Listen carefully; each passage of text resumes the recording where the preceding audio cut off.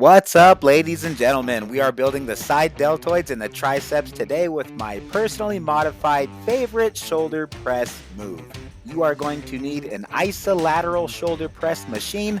Don't worry about it because most standard box gyms do have a machine that is similar to this. I am using our master press that we purchased from AER Fitness. Taylor and I got this right after the pandemic about 3 or 4 years ago, and it's been the centerpiece of our Skullbellz studio ever since. Love this thing. So isolateral means both arms are working together, but with independent weights. This allows you to correct muscle imbalances. Taylor actually pointed out that my right arm was failing first every time earlier today when we shot this video. So if you're using a barbell, your strong arm is pretty much always gonna outpower your weak arm and is gonna wanna take most of the load. That's why we prefer to train isolateral or unilateral as often as possible, because you definitely wanna be the one that finds and corrects those muscle imbalances before the judges do. So to best isolate the side deltoids, you want to have a very slight pronation in your wrist and try to sit at an angle that makes your arms press backward as you press up.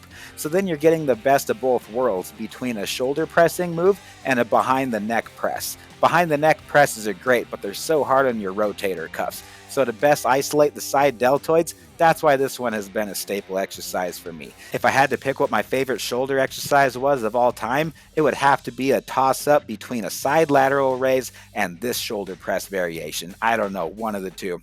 And then the last thing to best isolate your side deltoids is you're actually gonna lock out at the top. Really, I know, I never say that, right?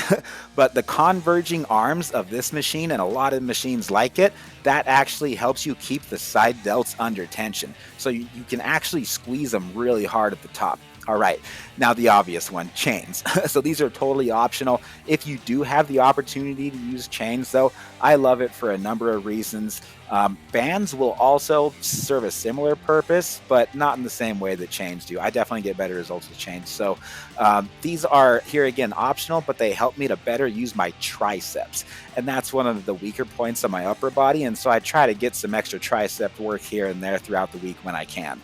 Also, this makes the exercise safer. Why? Is because they're lightest at the bottom where your rotator cuffs are the most vulnerable. Hey everybody, Coach Colt. Thanks a lot for watching the video. Make sure you subscribe to the channel. We got one of these coming out every single week. If you would like to support the channel and you happen to be in need of some pre-workout, may I kindly suggest Blue Raspberry ESP. We have all flavors of these in stock on our website, supersetyourlife.com. Every penny that goes through our website supports this channel, so we really appreciate all the support, everybody. But yeah, my favorite thing about this is you can assess your tolerance because it's got a big scoop and a little scoop in it. All right, so start with the small scoop and then work your way up from there as your tolerance adjusts. You got this. See you next week.